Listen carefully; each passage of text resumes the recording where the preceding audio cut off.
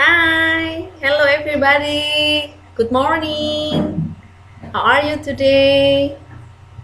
Senang sekali kalau hari ini kita bisa ketemu lagi untuk belajar. Anak-anak keep on fire ya. Meskipun harus belajar dari rumah harus tetap semangat, harus dijaga semangatnya karena keadaan kita belajar dari jarak jauh tidak boleh menghalangi semangat kamu untuk terus menambah ilmu, untuk terus belajar. Oke? Kita akan melanjutkan materi pembelajaran kita. Sebelumnya kita sudah belajar apa saja ya? Masih ada yang ingat? Oke, good. Kita masih akan membahas tentang the human respiration. Kita mau mengenali diri kita sendiri dengan lebih baik dengan mempelajari kegiatan dan alat di dalam tubuh kita. Secara khusus kita masih berbicara tentang pernafasan manusia. Nah, pada pertemuan sebelumnya kita sudah belajar tentang what is breathing, apa itu bernafas. Breathing is activity to inhale oxygen and then exhale carbon dioxide and water vapor. Jadi kegiatan bernafas itu adalah dua kegiatan sekaligus, dan ya, tidak atau. Jadi bernafas itu menghirup udara atau oksigen dan mengeluarkan karbon dioksida dan uap air. Jadi tidak bisa hanya menghirup ya, tetapi juga harus mengeluarkan secara bergantian. Itu baru disebut dengan bernafas. And then the human respiration organ. Jadi alat pernafasan dalam tubuh kita. Mulai dari apa saja? Masih ada ingat? Bagian terluar dari organ pernafasan kita ada nose, bagian hidung. What is the function of nose? Apa fungsinya hidung? Secara khusus ada fasilitas di dalam hidung kita yang membantu supaya udara yang masuk tersaring, filter the air, and then control the temperature and humidity of the air. Jadi mengontrol, mengatur suhu dan kelembapan udara ketika masuk, lalu go to the throat. Yes, from the larynx, bronchus, and then lungs. In the lungs, we find the bronchioles, the smaller branch of bronchus, and then the last is alveoli, ya, air sacs of alveoli. Jadi kantong udara, alveolus, tempat terjadinya pertukaran, exchange of oxygen and carbon dioxide. Oke, nah, lalu hari ini kita akan secara khusus, today's agenda, we will learn about how do the lungs work. Bagaimana, apa itu lungs? Paru-paru. Oke, good. Bagaimana paru-paru kita bekerja? Anak-anak, paru-paru kita itu seperti balon. Tidak balon ya, tetapi seperti balon, mirip balon. Jadi membayangkannya adalah kalau kita sedang breathing in, ketika kita sedang menghirup nafas atau menarik nafas, itu berarti kita membayangkannya balonnya sedang mengembang. Jadi paru-parunya mengembang karena terisi udara. Jadi udara masuk ke dalam paru-paru sehingga the lungs expand. Jadi paru-parunya mengembang. Itu ketika kita menghirup nafas. Kebalikannya ketika kita breathing out, jadi ketika kita mengeluarkan udara atau menghembuskan nafas, maka balonnya atau lungs flatten. Jadi balon udara akan kempes. Jadi udara keluar ketika balonnya kempes. Nah, membayangkannya begitu. Lalu, mengapa kok bisa paru-paru kita itu bisa mengembang dan mengempes? Apakah itu bisa terjadi secara sendiri? Nah, kita bersyukur kita punya paru-paru yang sehat. Anak-anak semua paru-parunya sehat ya, masih bernafas ya. Nah, itu berarti ada bagian di dalam tubuh kita yang mengatur supaya paru-paru itu bisa mengembang dan mengempes. Nah, secara khusus itu memang berkat Tuhan, keajaiban Tuhan bagi kita. Tetapi ada bagian tubuh kita yang diciptakan oleh Tuhan yang membantu kita supaya tetap bisa bernafas atau menggerakkan paru-paru.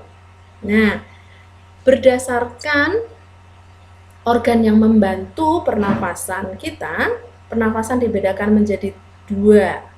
Two types of human breathing, thoracic breathing and abdominal breathing. Pernafasan dada dan pernafasan perut. Nah, apa bedanya? Kalau pernafasan dada dan perut itu berarti yang membantu pernafasannya adalah organ di bagian dada. Secara khusus adalah rongga dada atau tulang rusuk. Rongga dada atau tulang rusuk kita, ya, bagian rongga di dalam dada. Itu sebabnya maka secara khusus dia disebut pernafasan dada.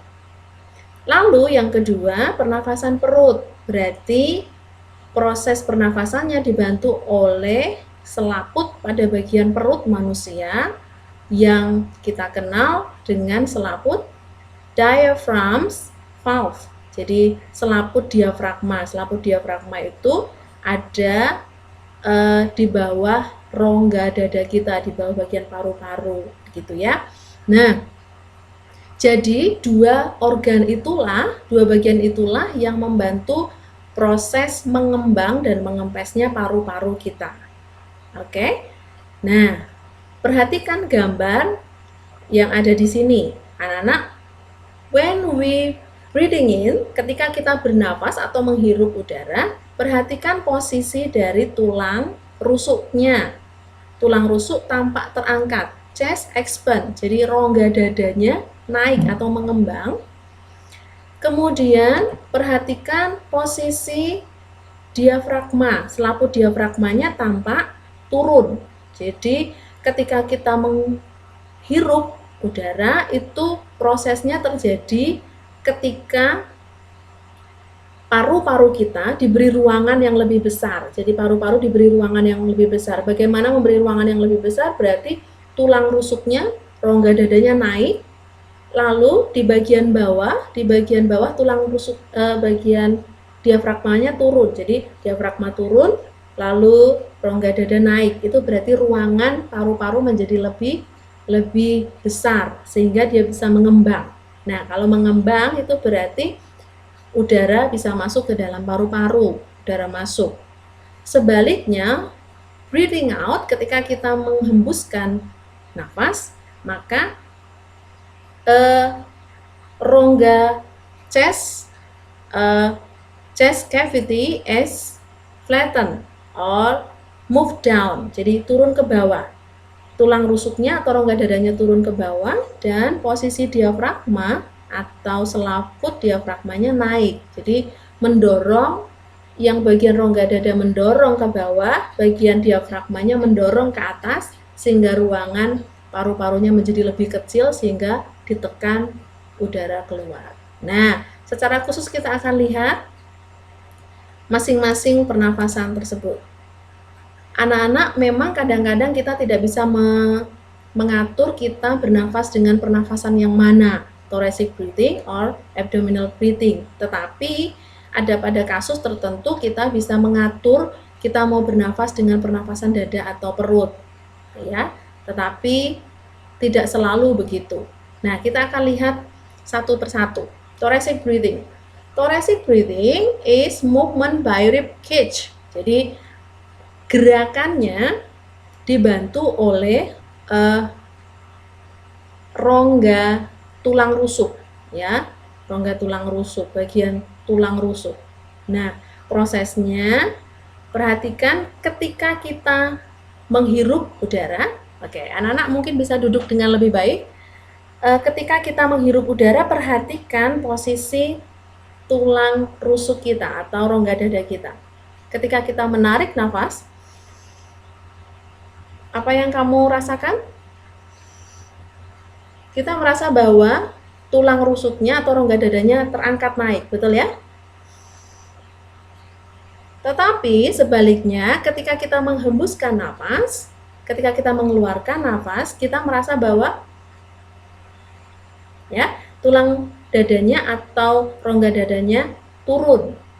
Nah, itulah proses dari pernafasan dada. Jadi menghafalkannya atau memahaminya lebih mudah kalau kamu mempraktekkan. Jadi ketika kita menghirup, oh rongga dadanya naik, ya tulang rusuknya posisi naik. Ketika tulang rusuknya posisinya naik, maka ruangan di dalam paru-paru kita menjadi lebih, space-nya menjadi lebih besar atau lebih besar sehingga paru-paru mengembang. Tetapi kebalikannya ketika kita menggerakkan rongga dadanya turun, maka ruangan di dalam dada kita menjadi lebih sempit sehingga mendorong paru-paru supaya kempes dan mengeluarkan udara dari dalam paru-paru. Nah, itu adalah proses pernapasan dada. Jadi gerakannya diatur oleh gerakan dari tulang rusuk atau rongga dada, ya, tulang rusuk atau rongga dada, bagian dada kita. Oke. Nah, berikutnya pernafasan kedua, abdominal breathing, pernafasan perut. Di awal tadi Bu Lia sudah sampaikan bahwa pernafasan perut itu berarti bagian otot di dalam perut kita. Jadi antara rongga dada dan rongga perut itu ada selaput seperti daging tipis yang memisahkan antara rongga dada dan rongga perut, dan itu kita sebut dengan diaphragm valve, jadi selaput diafragma. Nah, abdominal breathing is movement by diaphragms. Jadi ketika kita bernafas dengan menggunakan pernafasan perut, itu berarti yang bergerak adalah kontraksinya diatur oleh otot diafragma. Nah, anak-anak mungkin tidak bisa melihat seperti tadi kita memperagakan gerakan dari rongga dada karena otot diafragma itu ada di dalam tubuh kita. Tetapi kita bisa mengaturnya. Nah, anak-anak coba duduk dengan tegak, kemudian tarik nafas tetapi tanpa boleh menggerakkan tulang dada atau rongga dada. Jadi kamu menarik nafas tetapi yang bergerak hanya bagian perut. Bisa? Biasanya anak-anak yang ikut paduan suara diajari oleh Bu Natalis atau Mr. Sam gitu ya. Kalau bernafas pakainya, kalau nyanyi itu pakainya bernafas pakai pernafasan perut. Nah, rongga dadanya tidak boleh naik turun begitu ya. Jadi gitu ya. Jadi Bu Lia bernafas tetapi rongga dadanya tidak kelihatan naik turun. Itu berarti Bu Lia sedang mengembangkan dan mengendorkan bagian otot perut. Nah, itu berarti yang bergerak adalah diafragmanya. Nah, bagaimana prosesnya?